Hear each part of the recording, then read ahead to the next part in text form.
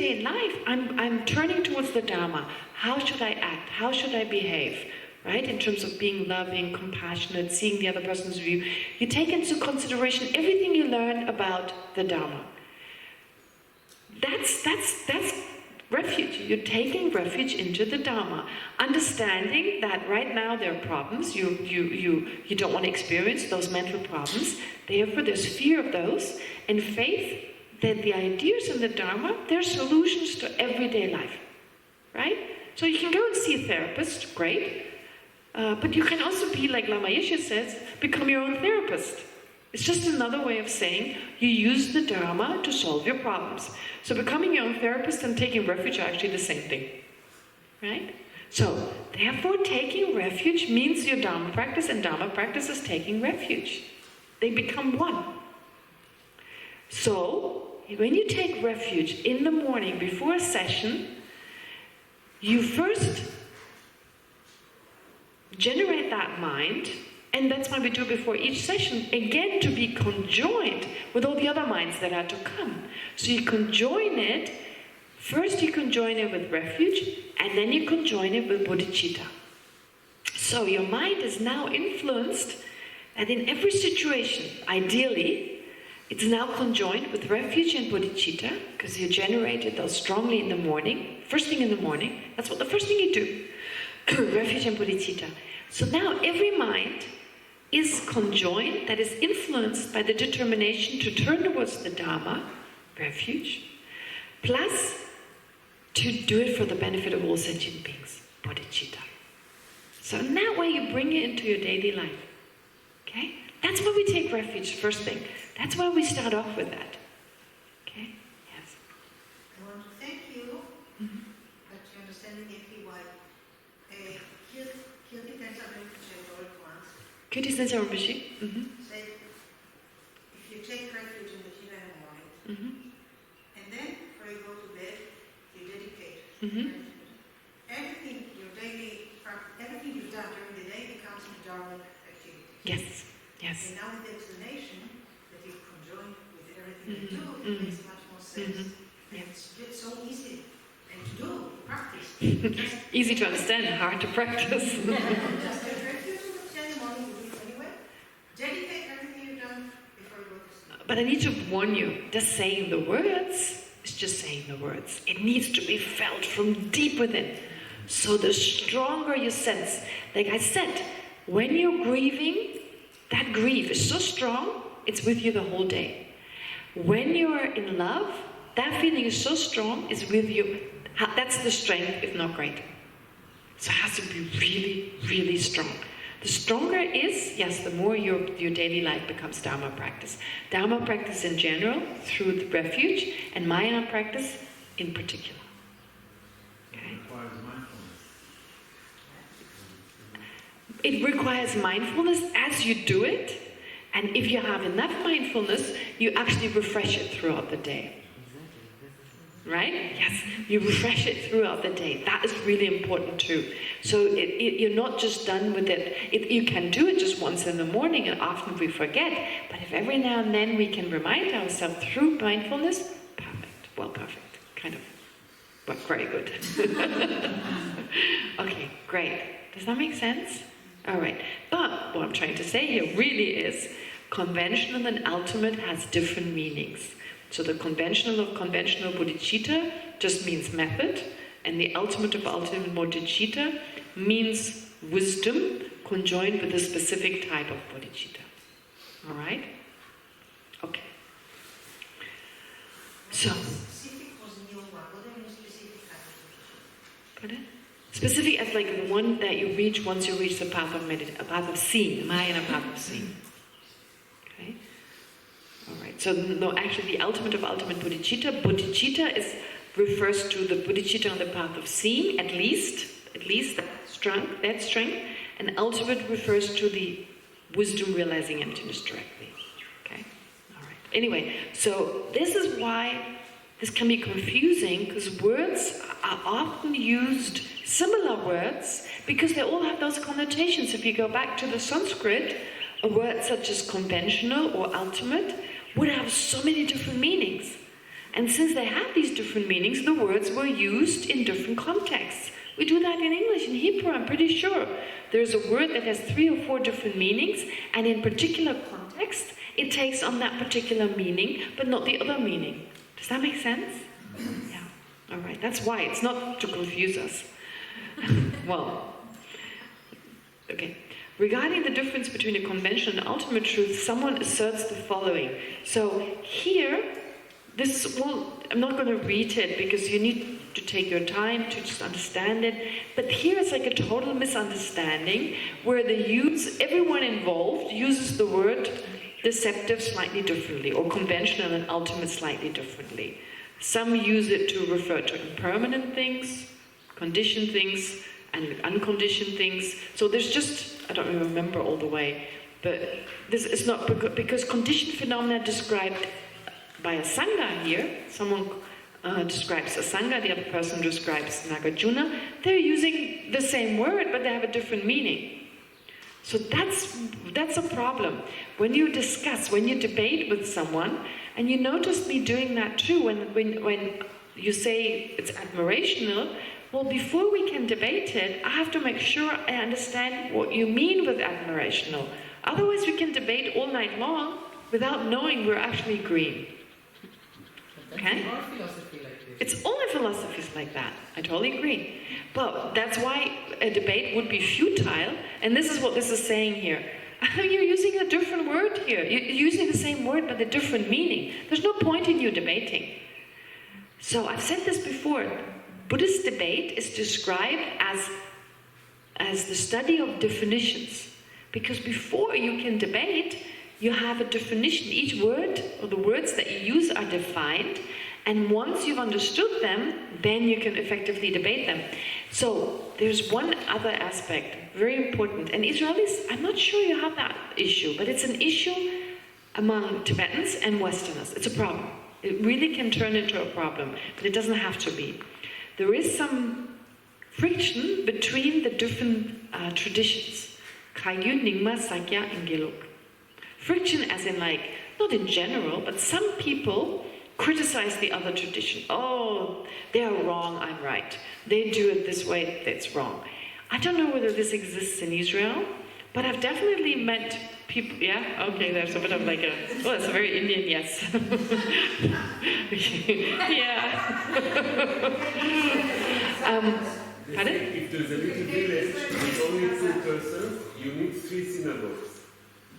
So you have it with the synagogue. Okay, so yes. For each and one, you will never go there. So you have that with the different Jewish kind of traditions, the different faith. All right. Well, you possibly also have it like Kagyu in Buddhism as well. Okay, that is a huge mistake. That is such a big mistake.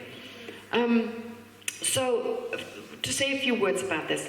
Number one, they're all methods, different methods, taking a person to enlightenment. Now, sometimes the Gelugpas, they would criticize the Kagyupas, saying, oh, they're doing all these advanced retreats, and so they don't really know what they're doing. The Kagyupas say, well, the Gelugpas, they're only into study, they're just academic, and they don't practice. Well, you have both. You have both. What I think is so important to understand that study, if you internalize what you learn and you practice it, that becomes your practice. Okay? So I've had classmates who, when we started off in our school, they were unruly and angry, and throughout times they really changed, their mind transformed. There are Geshes down in Drepung that when you look at the outside, they're just ordinary guys that teach all day long. They don't do anything except reading their books. And then they pass away, and they're in the clear light for 3 weeks. If they were just academically, well-versed, and they hadn't studied, they wouldn't be able to do this advanced practice, right? And likewise, in the Kagyu tradition, you have these incredible knowledge. You have people who have so much knowledge, who know so much, and at the same time, of course, are great practitioners. Of course. So they have all these practices, they put them into practice, but at the same time they study. I studied at Sherabling, which is a Kagyu monastery, and we debated with the monks, Right? So we debated every night. We had a semester studying there, it was part of our studies, and they debated. They didn't call it Geshe, they called it Kempo. And even Kenshin, great Kempo. Right? So they had like a similar tradition of studying. So their emphasis may be slightly differently, but that's in general. But each person needs a specific way of doing things. And like I said, in the Gelugpa tradition, of course, also you have people who study, and their arrogance hits the roof. There's no change to their mind, including myself. But on top of that, like in the Kaige tradition, I also met people who did 2-3 year retreats. And maybe they were a lot worse before, but it just seems like, oh, I did this, I did that, showing off. So it's like, it's just a tool. If you use the retreat as a tool to transform your mind, it's practice. If you use the study to transform your mind as a tool, it's practice. So it just depends. And for some people, at some point this works better, and at another point something else. But that they're great masters in every tradition is very obvious, and it works for somebody, it doesn't work for me, okay, but that doesn't mean it's not the best for someone else. Number one. Number two, when the way they teach the Dharma in other traditions, as opposed to this tradition I'm familiar with, they sometimes use the same words, but a different meaning. So I remember going to class, we had a Kenshin who taught us, and I would go, oh, that's easy, I'm going to debate this. I can easily show that this is really wrong. Okay. How silly I am, right? So I went to the debate ground, I was like, it cannot be. Like they say there's nothing there, nothing exists. It only exists from the perspective of the mind. I was like, oh, I'm going to prove them that there's a vase and there's etc. They could exactly, they were saying the same thing as in the Gelugpa tradition, except they use different words. So when they say there's nothing there, they weren't falling to the extreme of nihilism, they were saying there's nothing ultimately there. So there's nothing there. It only exists from the perspective of mind. So in the end I was like, but that's what I'm saying. They're like, no, you said it's there. And I'm like, but that's what it means. Well, not for me. So, okay, we agreed to disagree. So in the end, we actually only disagreed on the usage of words. That's why it's so important to first make sure when we discuss something, if you say Buddhism a religion, I say it's not a religion. So if you believe a religion means there has to be a creator God, that's like the boss of the religion, I mean, for lack of a better word, that's the head of the religion, well then Buddhism is not a religion. But if you believe it to be something other than Buddhism quote, I mean, we could say it is a religion, the other one says it's not a religion, we think we disagree, but we actually agree. Okay? So this is shown time and again. First, the basis needs to be the words. What do the words mean? How do we define them? What is joyful faith? What is believing faith, right? You need to define it first, discuss it. What do we mean with it? And then we can come to a conclusion. Because oftentimes it's really just... And then there's a difference between the Tibetan word and the English word. A lot gets lost in the translation. So even though we're familiar with the English, we need to possibly readjust it in a certain context, just that there's no misunderstanding. But anyway... Going back to this finally. Here, Benjason Dakpa, in this argument that you have here, it's basically just another way of saying, you're misunderstanding, you're not understanding that we all use the same word. So you can read this on your own terms. Okay, that's all it's saying. But then there's something here that's also mentioned in the Uttara Tantra, another verse that is usually considered important, so it's mentioned. Page 39? Yeah, so 38 is still part of that discussion, but like I said, it's just about words, it's not that important. You could maybe, at some point when you do get together, if someone doesn't understand it, I know this is the A to Z, and I'm making questions for you guys later on, like to test your understanding. We'll talk about this later, but the point is here that in the meantime, if there's something you really don't understand and we didn't have the time to cover, no problem. You could discuss it, or we could be in touch, but I don't think it's pretty self-explanatory, I think. Okay, now, there's a verse here before we take a break. Because the Dharma is to be abandoned, deceptive and in absence, and because the Sangha has fear, the two types of Dharma in the Arya assembly do not represent stable foremost refuges. So this is just a weird kind of verse. I guess it seems to imply that everything we said before is not really true, but it needs to also be explained. It contains 4 kind of logical statements. So the first logical statement, a syllogism is just a logical kind of statement that establishes something. So regarding the subject, the Dharma of scripture, it is not an ultimate object of refuge, so the teachings of the Buddha, even though it is something to be relied upon as a method to directly realize its meaning, it is also of the type that when attaining enlightenment is to be abandoned like a boat. Okay? So the Dharma, the teachings of the scriptural teachings, and here it needs to be specified. There are 2 types. But is to be abandoned like a boat, that's an important aspect, because actually all of our refuge, okay, this is not considered to be totally correct here, this first sentence, but the reason is still very important. And we pick that, we take that as just a reason. It has to be abandoned like a boat. It is important, and it's a very important lesson. This is again and again cited. It's to be abandoned like a boat. Certain things you need to leave behind at some point. If you're too attached, it's going to be an obstacle to our practice. So we have to leave them behind. For instance, taking refuge Buddha Dhamma Sangha, at some point you don't no longer need Buddha Dhamma Sangha. You don't need to rely on them. So a Buddha leaves them behind. There are certain refuges for an Arhat that are left behind once they reach that level. And there are other things when we get very attached to a practice. Okay, that's classic. We bring our attachment into everything. We're attached to our boyfriend, we're attached to our teacher. Pardon? We use attachment? You use attachment? You use it. You put it on refuge instead of... Oh, okay. Yeah, initially you use it until it becomes an obstacle and then you try to lessen it. Yes, I agree with you. Initially, your attachment to happiness, you feed into that by telling you about karma. Right? Karma is initially, you get a reward. Okay, I want to be happy. I just didn't find it in the right place. So there's a lot about karma. When that sense of my happiness, that attachment is loosened, love for other sentient beings, benefiting other sentient beings is a greater reward than your own happiness. But initially we have to start where we are, when we have attachment. Yes, we use this, but there's a point when we have to let go of our attachment. Attachment to shamatha. That's a big problem.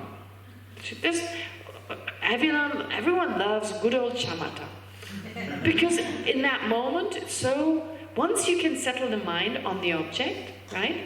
And I'm not talking about it's not important to generate shamatha. Of course it is. It is. But in the Tibetan tradition, they practice shamatha when they're pretty sure it takes them 6 months. Or they do it in combination with the tantric tradition. Because you don't want to spend years and years just doing that. You see, shamatha, you can reach shamatha when your mind is ethically, through the study of ethics, very calm. Very calm. So that's why the 3 trainings. First is the ethical training, then there's shamatha, and then wisdom. That's the ideal order. But oftentimes, we want shamatha first. But we don't really take care of ethical behavior. That in everyday life, our mind is very disrupted. And I'm not just talking about external ethical behavior. I'm talking about the mind. When you have a lot of anger and attachment, you can meditate on shamatha for eons. You're not going to get there. You have to first work with the strongest attachment that disrupts your mind. So generally, it takes 6 months. And a lot of practitioners, they go off into the mountains, in 6 months they have it, they come back, and they continue with bodhicitta and the other practices. Because those are so important, they get our mind ready. So I'm not saying don't do shamatha, but there's this movement, sometimes people saying, oh, just shamatha, nothing else, just want to do shamatha. Why? Because we feel good.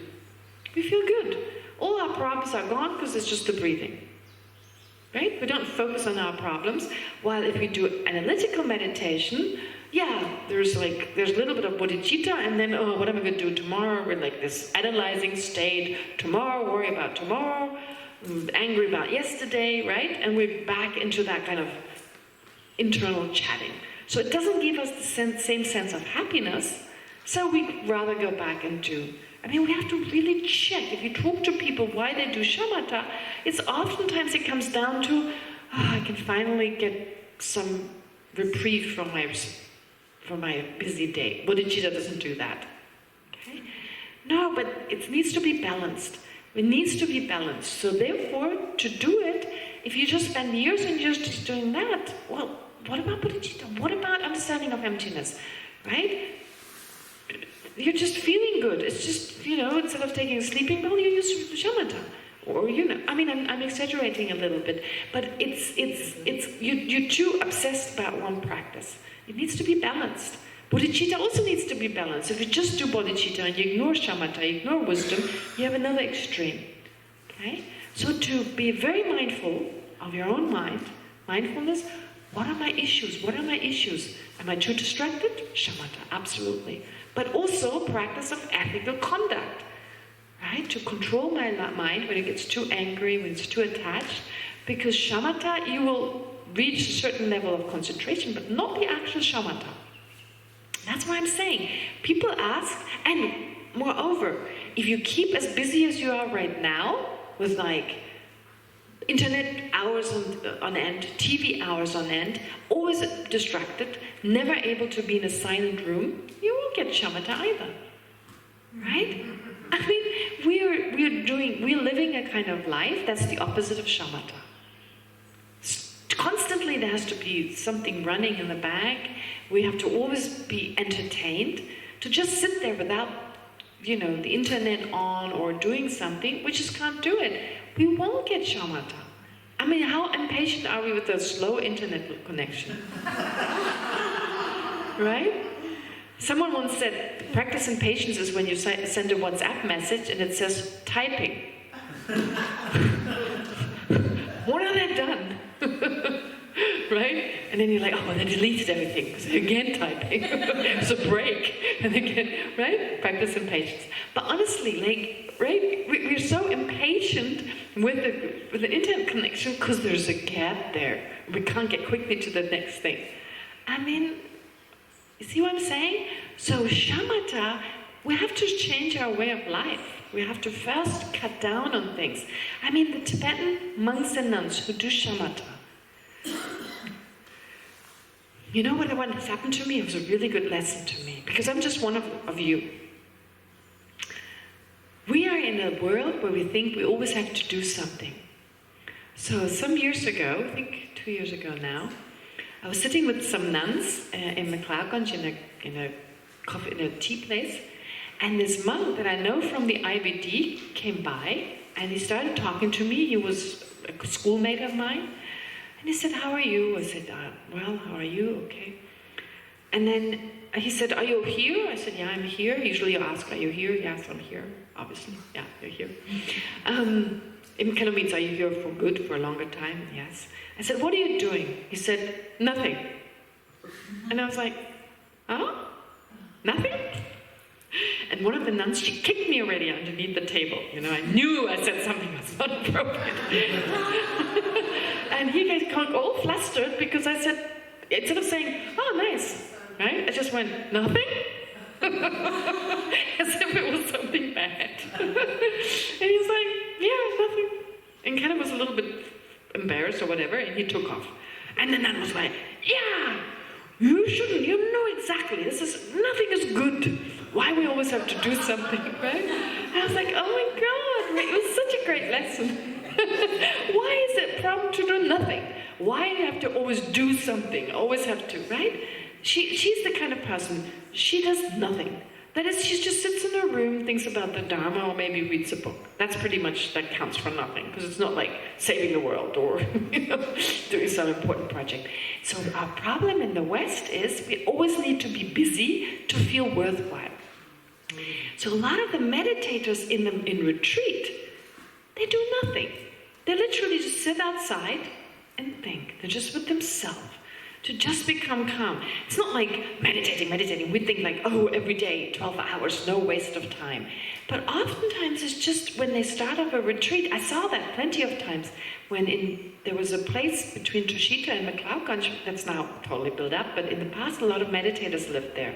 And I would sometimes, when I walked to McLeodganj, I took it as a shortcut, and there were all these monks sitting outside in the sun. And I was like, I thought they were meditating. When I came back from McLeodganj, she was still sitting in the sun. So one of my teachers once said that. He said, well, part of the retreat is to learn to do nothing. To not have the sense, I need to do something. I have a hard time doing that. I have a really hard time doing that.